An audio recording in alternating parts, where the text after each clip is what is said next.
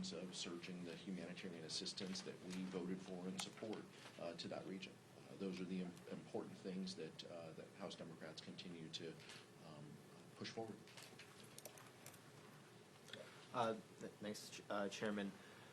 Speaker Johnson is meeting today at 12:30 again with Congresswoman Marjorie Taylor Greene in an effort to apparently stave off any motion to vacate. Democratic leadership, you guys have said that you would block something like that. Do you have any concern about where the direction of these talks could go after the direction that McCarthy's talks with folks who were thinking about ousting him went last time? It's not lost on us that whoever the Republican leader is has to cater to the most extremes of their party. I can't speak to the promises that he will make, but we know the promises that Kevin McCarthy made. And those promises, including changing the rules package and allowing for a single member to force a motion to vacate, led to him being ousted by his own members. So I can't speak to it. I know he was just here at this podium, very animated in talking about some topics that had not been front of mind in the past, namely the president's investigations, the former president being investigated. So I'm sure that's part of the mix of what Marjorie Taylor Greene wants to see out of her speaker. But I can't talk about. We don't know. We aren't privy to those promises that he's making. But we are focused on working with Republicans where we can on an agenda that matters for everyday Americans. Just like the vice chair said, they want to look at what's on the agenda this week. Liberty for laundries, freedom for refrigerators. I mean, these are unserious issues that the Republican conference is putting forward. When they can't push censures and impeachments, they're going to push this silly stuff because that's just who they are. They don't want to lower the cost of everyday Americans. They don't want to work in a collaborative way to create jobs. They're worried about that, meaning that President Biden scores political points or something. I mean, this is ridiculous, but it speaks more to who they are and what they care about than anything. Marjorie Taylor Greene has believed in wild conspiracy theories. She is extreme. She's made extreme statements. She's also one of the leaders of the pro-Putin caucus of the Republican conference. So when Speaker Johnson meets with her for hours, the American people should be asking, what is Marjorie Taylor Greene extracting from the speaker? Would something like this make it less likely that you guys might step in the event of an eventual motion to vacate, depending on the results of whatever these talks go? It would depend on what Marjorie Taylor Greene is able to extract, and I can guarantee you whatever it is, it's not likely going to move the American family forward. We have said her effort will not be successful. That's what we've said. We want to turn the page. We want to put this behind us, and we'll see what happens in the future. Thank you, Mr. Chairman. After the FAA bill, the Farm Bill is the next big piece of legislation that's got to pass by the end of the year. The House Republicans put out their proposal. The Senate Democrats put out their proposal. I'm curious how the caucus is reconciling those two bills as leadership, kind of put forward a plan of how you all are going to kind of move forward as this bill kind of starts to get debated. This continues to be a work in progress. Obviously, top of mind, as you mentioned, Michael's FAA. So once we put that, once we conclude that, we will shift our focus to the Farm Bill. Leader Jeffries has been engaged. The committees of jurisdiction have been engaged. This is an important issue for Americans and for the Democratic caucus. We pride ourselves on having thoughtful discussions that involve both commodities as well as nutrition components within the Farm Bill. Those are important to us and our members because they're important to the folks that we represent. And so we look forward to having those conversations. But there will be ongoing talks. There continue to be ongoing talks with our Senate counterparts. We want to get this done, and we know it has to be in a collaborative way, just like bills that have become law and signed by the president. It's going to have Democrats and Republicans on board, and we understand that, acknowledge that, and look forward to digging in a little bit more. Given the calendar, are you confident that a Farm Bill will get passed by the end of the year? We know the calendar is a challenge, especially, and I can't speak to these issues, but, it's hard over there in the Senate. It takes them a couple days to turn the lights on or to do something. So we can't speak to that, but all we can do is continue to work and collaborate and work with them on the substance of the legislation, and then hope that there is both the time and the vehicle in order to make that happen. Max? On the Cuellar indictment again, I know you mentioned he has the presumption of innocence, but just two follow-ups on that. Number one, have you read the entire indictment, and what do you make of the charges that he acted as a foreign agent for the Azerbaijani government as well as a foreign bank? And number two, have you spoken to Cuellar directly since the indictment came out? I've read the indictment. It's just like I said. These are serious allegations. These are incredibly serious allegations, and the Democratic Caucus treats these with the utmost respect. He's entitled to that presumption of innocence as any American would. I have not talked with Representative Cuellar since the indictment came out. But that said, I will say that Representative Cuellar has been, for decades, he's been a legislator, he's been a statewide office holder in Texas. He has deep relationships with Republican colleagues, Democratic colleagues on both sides of the aisle. We know that he is a serious public official, public servant. And I think that's what sets this apart from other issues and the silliness of George Santos that we've had in the past. And I think that's why many of us are treating that a little different. The substance of the allegations is very different, but the individuals are also night and day. Thanks, Chairman. Some Democrats have been quite bullish on hopes to win back the majority in November. Does Cuellar's indictment put that at risk? And will the DCCC help Cuellar in his reelect if he needs to? Will they spend money in the race? That sounds like a question for the DCCC. Neither the vice chair or I, especially from this podium, are going to get into a lot of electioneering. We will say that we are focused on the issues that the American people care about.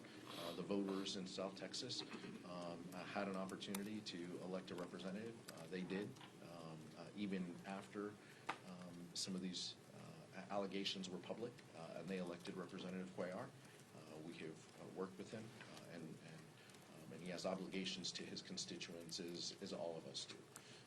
As far as what the DCCC's posture is going to be, it's a question directed to Susan Del Bene, but I can tell you every single member of our caucus is laser focused on ensuring that Hakeem Jeffries becomes Speaker next year, because one of the first orders of business will be to certify a presidential election. And we know that Speaker Johnson specifically should not be trusted when it comes to that, is the chief legal architect of House Republicans' efforts to set that election aside. It's important that Hakeem Jeffries is sitting in the Speaker's chair. That is our political focus, and that's what we're going to continue to focus on in the future. In the back. So there's been several comparisons to the Santos indictment with Representative Cuellar, but how do you think this squares with the Senator Menendez indictment, where we saw, a windfall of Democrats call for his resignation after the indictment? And how do you kind of square those two? Again, the substance of these allegations is very different. I think in that, and I made some comments on that indictment, and I hold true to those. I think that these are very different. There were some pictures, and there were some things that were very different with respect to the allegations. So, look, he's entitled to the presumption of innocence, and I would say that these allegations from all three individuals are very different. President Biden is going to make a speech today on anti-Semitism, condemning anti-Semitism. Curious what you want him to say, and if you want him to address the protests throughout the country at various campus colleges.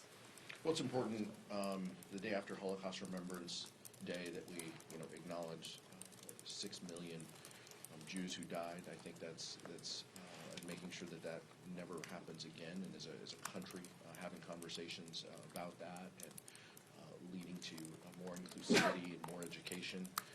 But we understand the challenges within the country too.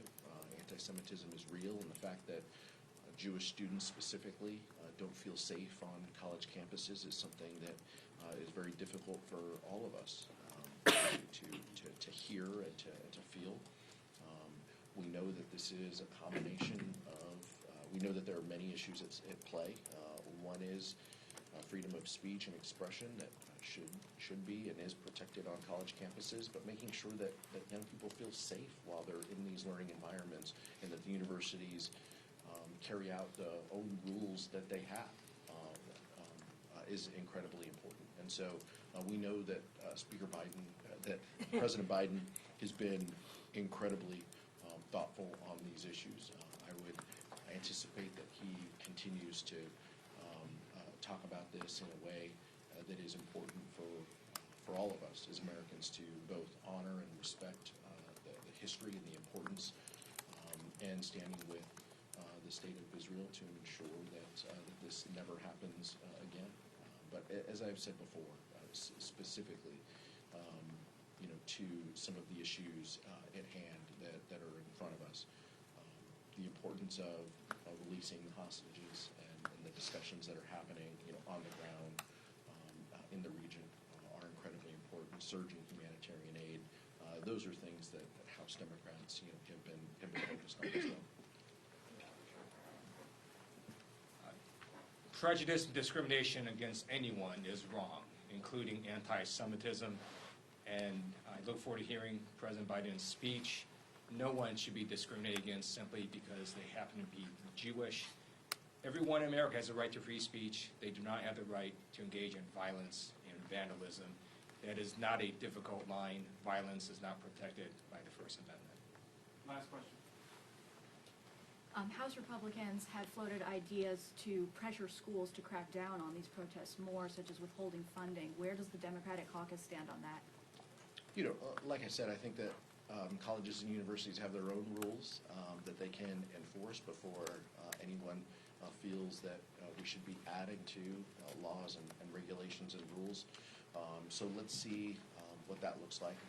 Let's work with our local partners. Sometimes that's local police departments, sometimes that's university police, but like the Vice Chair said, there's no place for discrimination on college campuses. That's the overwhelming viewpoint of the caucus. This question, go. Thanks so much. In a statement this morning, Congresswoman Tlaib wrote about the Rafah invasion. Congresswoman Tlaib wrote, "Many of my colleagues are going to express concern and horror at the crimes against humanity that are about to unfold, even though they just voted to send Netanyahu billions more in weapons. Do not be misled. They gave their consent for these atrocities, and our country is actively participating in genocide." Both of you voted in favor of the Israel Supplemental Appropriations Bill. How do you respond to that? I disagree with her statements, and I think with respect to Rafah, as we have said, the President has been very clear. He has let Prime Minister Netanyahu know his positions on this. Our feeling is that this also makes it more complicated to ensure that the hostages are released, but we want to be focused on the importance of surging humanitarian assistance, releasing those hostages, and making sure that we defeat Hamas. Those are the goals and objectives, but that's not the language that I would use. And the Vice Chair and I, and many of our colleagues on both sides of the aisle, supported surging humanitarian assistance as well as resources so Israel can defend itself. Thank you. Thank you. Thank you.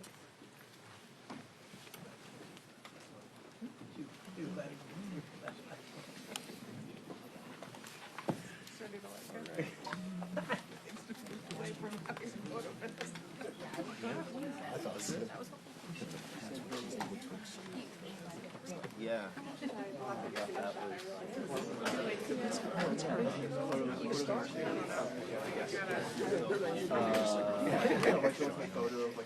Well, I don't think.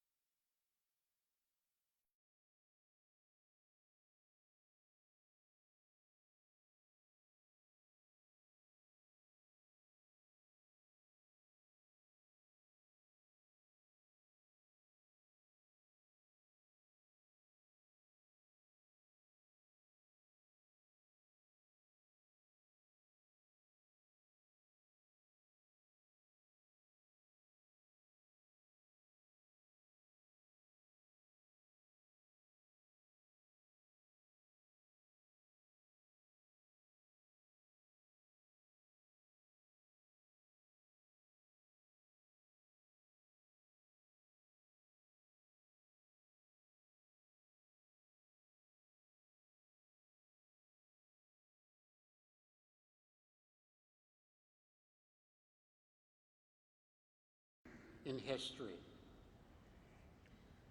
It enabled the defeat of Germany that took 11 months to achieve. And during those 11 months, hundreds of thousands would be killed. American soldiers and allies, Jewish men, women, and children, and other victims of Nazism. But remember this, by D-Day, the Nazis had already killed 5 million Jews. Because, as we know, the Nazis waged 2 wars, a military war to dominate Europe and a genocidal war against the Jews, as well as other racial and political enemies, such as Roma, Slavs, people with disabilities, and gay men. Our brave soldiers, the first eyewitnesses to the Holocaust, not only defeated Nazism, they shared the truth about the unprecedented crimes. The crimes seemed unbelievable. These soldiers told our nation that we must believe, that the unthinkable is possible. The World War II generation is often called the greatest generation. Our fellow Americans made numerous sacrifices as they came together from every political persuasion and every part of the country to support each other, to fight the war, and protect our democracy. We must never forget what they did and why. We must never forget how much we owe them. We must never forget the essential lesson they teach us, that when democracy and freedom are at stake, when hatred is rampant, complacency is never an option. Thank you.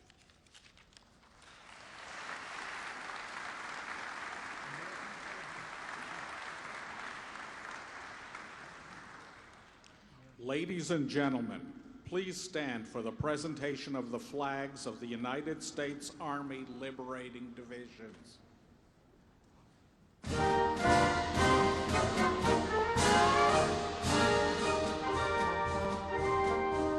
First Infantry Division, Falkenau an der Eger. 101st Airborne Division, Landsberg. 2nd Infantry Division, Leipzig-Schönefeld and Sperrgau. 82nd Airborne Division, Verbelin. 4th Infantry Division, Dachau Subcamps. 20th Armored Division, Dachau. 8th Infantry Division, Verbelin. 14th Armored Division, Dachau Subcamps. 26th Infantry Division, Gusen. 12th Armored Division, Landsberg. 29th Infantry Division, Dinslaken. 11th Armored Division, Gusen and Mauthausen. 30th Infantry Division, Weverlingen. 10th Armored Division, Landsberg. 36th Infantry Division, Kaufering Camps. 9th Armored Division, Falkenau an der Eger. 42nd Infantry Division, Dachau. 8th Armored Division, Halberstadt-Zwieberge. 45th Infantry Division, Dachau. 6th Armored Division, Buchenwald. 63rd Infantry Division, Kaufering Camps. 4th Armored Division, Ordrup. 65th Infantry Division, Flossenburg Subcamp. 3rd Armored Division, Dora Mittelbau. 69th Infantry Division, Leipzig-Tegla. 104th Infantry Division, Dora Mittelbau. 71st Infantry Division, Gunskirchen. 103rd Infantry Division, Landsberg. 80th Infantry Division, Buchenwald and Ebensee. 99th Infantry Division, Dachau Subcamps. 83rd Infantry Division, Langenstein. 95th Infantry Division, Berl. 84th Infantry Division, Oliven Salzwedel. 90th Infantry Division, Flo.